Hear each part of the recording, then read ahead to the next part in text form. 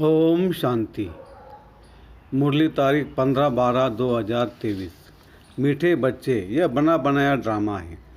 इस ड्रामा में हर एक एक्टर के एक्ट फिक्स है। मोक्ष किसको भी मिल नहीं सकता। प्रश्न: शिव बाबा अशरीरी है, वह शरीर में किस लिए आते हैं, कौन सा काम करते हैं और कौन सा नहीं। उत्तर: बाबा कहते, बच्चे, मैं इस शरीर में तुम्हें सिर्फ मुरली सुनाने आता हूँ। मैं मुरली सुनाने का ही काम करता हूँ। मैं खाने पीने के लिए नहीं आता हूँ। मैं आया हूँ तुम्हें नई राजधानी देने। बाकी स्वाद तो इनकी आत्मा लेती है। गीत: छोड़ भी दे आकाश सिंहासन। ओम शांति। गीत बजाए ही वह जाते जिसमें अपना ताल्लुक है। आकाश में कोई तख्त नहीं है। आकाश इस पोलार को कहा जाता है। बाकी आकाश तत्व में ही तो तख्त नहीं है। न परमपिता परमात्मा इस आकाश में तख्त पर रहता है। बाप बच्चों को समझाते, हम परमपिता परमात्मा और तुम बच्चे जो आत्माएं हो, दोनों इस सूर्य चांद सितारों से उस पार रहते हैं। उसको मूल वतन कहा जाता है। जैसे यह आकाश में सूर्य चांद सितारे हैं, वैसे हुबहू झाड़ के मुआफिक महतत्व में भी आत्माएं रहती हैं। जैसे सितारे आकाश में खड़े हैं, कोई चीज़ पर आधार नहीं है। हम आत्माएं और परमात्मा बाप, हम सब रहने वाले महतत्व में है। स्टार मुआफिक ही है। ज्ञान सूर्य, ज्ञान चंद्रमा, ज्ञान सितारे। अब यह तो समझाया है, जब जब भीड़ पड़ती है, दुख होता है, तब आता हूँ। पुराने को नया बनाना है जरूर। पुराने में ही भीड़ होती है, कलयुग में है दुख की भीड़। स्वर्ग में तो सुख ही सुख है। फिर से मुझे आकर सहज ज्ञान और सहज राजो सिखलाना होता है। सब बुलाते हैं कि आओ। कृष्ण के लिए नहीं कहते कि सिंहासन छोड़कर आ जाओ। कृष्ण के लिए सिंहासन अक्सर शोभता नहीं है। वो तो प्रिंस था ना। सिंहासन तब कहेंगे जबकि राजगद्दी मिले। हाँ, छोटे बच्चे को बाप गोद में व बाजू में बिठा सकते हैं। तो बाप समझाते हैं, आत्माएं मूल वतन में स्टार मुआफिक है, फिर वहाँ से नंबरवार आती रहती है। दिखाते हैं ना स्टार कैसे गिरते हैं। वहाँ से भी आत्माएं आकर सीधा गर्भ में जाती हैं। यह अच्छी रीति नोट करो। हर एक आत्मा को सतोरजतमो में पास करना है। जैसे पहले लक्ष्मी नारायण आएंगे तो उनको सतोर रजो अवस्था से पास होते हैं। पुनर्जन्म लेते लेते फिर तमो प्रधान अवस्था को पाना ही है। हर एक का ऐसे है, वापिस जा नहीं सकते। इब्राहिम बौद्ध आते हैं, उनको भी सतो रजो तमो में से पास करना है। पुनर्जन्म लेना पड़ता है। द्वापर में धर्म स्थापक आते हैं, वहाँ से पुनर्जन्म शुरू होता है। फिर तमो प्रधान बनना है। अब उनकी सदगति कौन करे। सदगति दाता तो एक ही शिव है। कहते सबकी सदगति करने मुझे आना पड़ता है। मेरे जैसा काम और कोई कर नहीं सकता। मैं देवी देवता धर्म भी स्थापन करता हूँ। तुमको राजो सिखा रहा हूँ। गति और सदगति दाता तो मैं हूँ। जब तुम प्योर बन जाते हो तो फिर मैं तुमको वापस ले जाता हूँ। तुम्हारी भी सदगति करता हूँ। तुम्हारे साथ जो अनेक धर्म वाले हैं, उन धर्म स्थापकों सहित सबका उद्धार करता हूँ। तुमको ज्ञान से श्रृंगार कर स्वर्ग के मालिक लक्ष्मी अथवा नारायण को वरने लायक बनाता हूँ। फिर तुमको वापस ले जाता हूँ। सबको पहले मुक्तिधाम भेज देता हूँ। सबका सदगति दाता भी हूँ। दूसरे धर्म स्थापक जो आते हैं वह सदगति नहीं करते। वह सिर्फ अपना धर्म स्थापन कर उनकी वृद्धि करने लग पड़ेंगे। अपने धर्म में पुनर्जन्म लेते सतो रजो तमो में से पास करेंगे। अभी सब तमो प्रधान हैं। अब इनको पावन सतो प्रधान कौन बनाए। बाप कुछ बच्चों को समझाते हैं। भगवान आकर सबकी सदगति भी करते हैं। भारत को स्वर्ग भी बनाते हैं। जीवन मुक्ति के लिए राजयोग सिखलाते हैं। इसलिए बाप की इतनी महिमा है।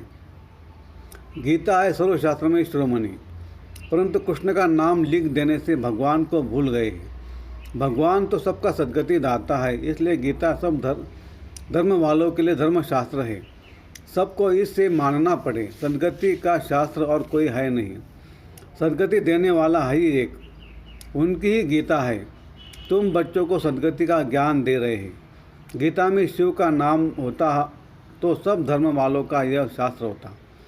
बाप सबको कहते, अपने को आत्मा समझ मेरे साथ योग लगाओ तो विकर्म विनाश होंगे। और तुम मेरे धाम आ जाएंगे। सब धर्म वालों की सदगति करने वाला भी मैं हूँ। बाकी तो आते ही है अपना धर्म स्थापन करने। मनुष्य कहते क्या मोक्ष नहीं मिलेगा? बाप कहते नहीं, जो भी सब आत्माएं हैं सबका पार्ट ड्रामा में फिक्स है, किसकी एक्ट बदल नहीं सकती। हर एक की पूरे एक्ट का अनादि ड्रामा बना हुआ है। ड्रामा अनादि है, उसका आदि मध्य अंत नहीं है। सृष्टि की आदि सत्युग को कहा जाता है और अंत कलयुग को कहा जाता है। बाकी ड्रामा का आदि अंत नहीं है। ड्रामा कब बना यह नहीं कह सकती, यह प्रश्न उठ नहीं सकता। बाबा ने समझा है कि और जो भी शास्त्र है उनसे हर एक ने आकर अपना धर्म स्थापन किया है, सदगति नहीं की है। उन्होंने धर्म स्थापन किया, उनके पीछे वृद्धि होती गई। कितनी कितनी गुजिया पॉइंट्स है। ऐसे निबंध लिखने जैसी है। यहाँ गपोड़े की बात नहीं, हार जीत का यह ड्रामा है। सत्युग में परमात्मा को याद करने की दरकार नहीं। परमात्मा को याद करे तो फिर यह बातें भी समझे कि हम ब्राह्मणों को उसने रचा है। तुमको तो सम्मुख बतलाते हैं कि मैं रचता हूँ। यह ब्राह्मणों की नई दुनिया है, संगम की। चोटी को तो कोई नहीं जानते, विराट रूप बनाते हैं। उसमें देवता क्षत्रिय वैश्य शूद्र दिखाते हैं। ब्राह्मणों को भूल गए हैं। सतयुग में देवताएं, कलयुग में शूद्र। संगम युग के ब्राह्मणों को जानते नहीं। यह राज बाप आकर समझाते हैं। बाबा कहते पवित्रता बिगड़ कभी धारणा नहीं हो सकती। बाबा समझाते कितने ढेर वेद शास्त्र है, परिक्रमा दिलाते हैं। मंदिरों से चित्र निकाल परिक्रमा दिलाए फिर वापस मंदिर में ले जाते हैं। बाबा अनुभवी है, शास्त्रों से गाड़ी भरकर परिक्रमा लेते हैं। ऐसे फिर देवताओं के चित्र भी गाड़ी में रख परिक्रमा दिलाते हैं। यह सब है भक्ति मार्ग। तुम और शिव शक्तियाँ, तुम सारे विश्व की सदगति करती हो, परंतु यह कोई नहीं जानते कि देलवाड़ा मंदिर वो उन लोगों का यादगार है। ऐसा मंदिर कहीं नहीं। जगदम्बा है, शिव बाबा भी है, शक्तियों का चबूतरा भी बना हुआ है। भक्ति मार्ग में फिर से ऐसे मंदिर बनेंगे, फिर विनाश होगा तो यह सब खत्म हो जाएगा। सत्युग में कोई मंदिर होता नहीं। यह सब भक्ति मार्ग का विस्तार है। ज्ञान में तो चुप रहना है, एक शिव बाबा को याद करना है। शिव बाबा को भूल औरों को याद करेंगे तो अंत में फेल हो जाएंगे। फेल नहीं होना है। मनुष्य मरते तो उनको कहते राम राम कहो, परंतु ऐसे याद आता नहीं। फिर भी गाया जाता है अंत काल जो नारायण सिमरे। बात अभी की है, बम्बोर को आग तो लगनी है। अंत काल जो नारायण सिमरे। बराबर अब तुम समझते हो हम नारायण व लक्ष्मी को वरेंगे, स्वर्ग के लिए तैयार हो रहे हैं। बाबा बिगड़ यह ज्ञान कोई दे नहीं सकते। ये बाबा भी कहते कि अब हमको शिव बाबा ने बताया है। इनको शक्ति सेना व पांडव सेना कहा जाता है। पांडव नाम है महारथियों पर, शक्तियों की फिर शेर पर सवारी दिखाते हैं। तो बाप कहते जैसे कल पहले सहज राजयोग सिखाया था, हुबहू इसी प्रकार सिखा रहा हूँ। जो भी एक्ट चलती है कल्प कल्प वही चलेगी, इसमें फर्क नहीं पड़ सकता। फिर कल्प कल्प यह पाठ चलेगा। बाबा कहते हैं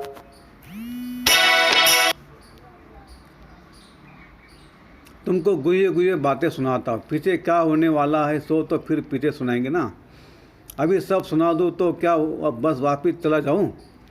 अंत तक नए पॉइंट सुनाते रहेंगे। हम गीता की महिमा बहुत करते हैं, परंतु उस गीता व महाभारत में तो हिंसक लड़ाई आदि दिखाती है। अब लड़ाई तो है नहीं, तुम्हारी तो है योग बल की बात। अहिंसा का अर्थ कोई भी नहीं जानते। सिर्फ स्त्री को नरक का द्वार कह दिया है। वास्तव में नरक का द्वार दोनों है। अब उनको फिर स्वर्ग का द्वार कौन बनाए? वह तो भगवान की ताकत है। यह गीत बाबा ने बनवाए हैं। फिर बनाने वालों ने, कोई ने ठीक बनाया, कोई ने रॉन्ग बनाया है, मिक्स कर दिया। रात के राही थक मत जाना, ऐसे ऐसे गीत मैंने बनवाए हैं। तो यहाँ की बातें और हैं। गौशाला भी, वनवास भी है, परंतु अर्थ नहीं समझते। हमने किसको भगाया क्या? किसको कभी कहा था कि कराची में चले आना? पूछो इन शक्तियों से। यह ड्रामा में पार्ट था। जिन पर सितम हुए तो चले आए। तो राइट क्या है वह बाप बैठ बतलाते। शास्त्रों में तो जो लिखा है वह भक्ति मार्ग। उनसे तो मेरे से कोई मिल नहीं सकते। मेरे पास आ नहीं सकते, मुझे तो गाइड बन यहाँ आना पड़ता है। कहते ऐसा तन क्यों नहीं लिया जो गृहस्थी न हो। अरे मुझे तो गृहस्थी के तन में ही आकर उनको ज्ञान देना है, उनके तरह जन्म बताता हूँ। तो कितनी गुझे बातें, या नए धर्म के लिए नई बातें, ज्ञान भी नया है। बाप कहते हैं कल्प कल्प मैं यह ज्ञान सुनाता हूँ, और कोई ऐसे कभी नहीं कहेंगे कि मैं कल्प कल्प धर्म स्थापन करने आता हूँ। लक्ष्मी नारायण दोनों नहीं कहेंगे कि हम फिर से राजे करने आए हैं। वहाँ यह ज्ञानी प्राय लोप हो जाता है। शास्त्र तो बाद में अनेक बना दिए हैं। हम ब्राह्मणों के लिए एक ही गीता है। धर्म भी स्थापन करता हूँ और सदगति भी सबकी करता हूँ। डबल काम हुआ ना। अब हम जो सुनाते वो राइट है या उन लोगों का राइट है, तो तुम जानते हो मैं कौन हूँ। मैं ट्रूथ हूँ। मैं कोई वेद शास्त्र नहीं सुनाता हूँ। भल इसने पढ़े तो बहुत है, परंतु वह सुनाते थोड़े ही। ये तो शिव बाबा नई नई बातें सुनाते हैं। वह तो अशरीरी है। सिर्फ यह मूल्य सुनाने का काम करने आते, न कि खाने पीने आते हैं। मैं तो आया ही तुम बच्चों को फिर से राजधानी देने। स्वाद इनकी आत्मा लेती है। हर एक का धर्म अलग है, उन्हें अपना धर्म शास्त्र पढ़ना है। यहाँ तो ढेर शास्त्र पढ़ते रहते हैं, सार कुछ भी नहीं। जितना पढ़ते रहते आसार संसार होता जाता है।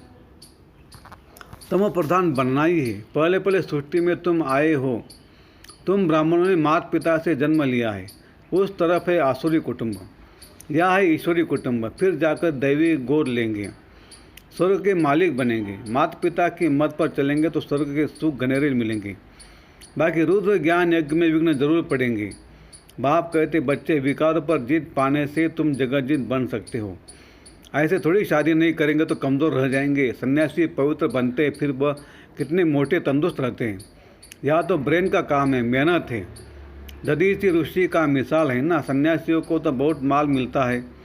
बाबा खुद बहुत माल खिलाते थे। यहाँ तो बहुत परहेज रखनी पड़ती है। अच्छा, मीठे मीठे सिकलते बच्चों प्रति माता पिता बाप दादा का याद प्यार और गुड मॉर्निंग। रूहानी बाप की रूहानी बच्चों को नमस्ते। हम रूहानी बच्चों की रूहानी बाप दादा को याद प्यार गुड मॉर्निंग और नमस्ते। शुक्रिया बाबा, शुक्रिया आपका, लाख लाख शुक्रिया। कम बोलेंगे, धीरे बोलेंगे, मीठा बोलेंगे, सोच कर बोलेंगे, तोल तोल के बोलेंगे और खुशी खुशी से घर जाएंगे। धारणा के लिए मुख्य सार। 1. ज्ञान की अच्छी धारणा के लिए पवित्रता के व्रत को अपनाना है। अंतकाल है, इसलिए ऐसा अभ्यास करना है जो एक बाप के सिवाय और कोई याद न आए। 2. दधीचि ऋषि मिसल सेवा करते विकार पर विजय प्राप्त कर जगतजीत बनना है। वरदान।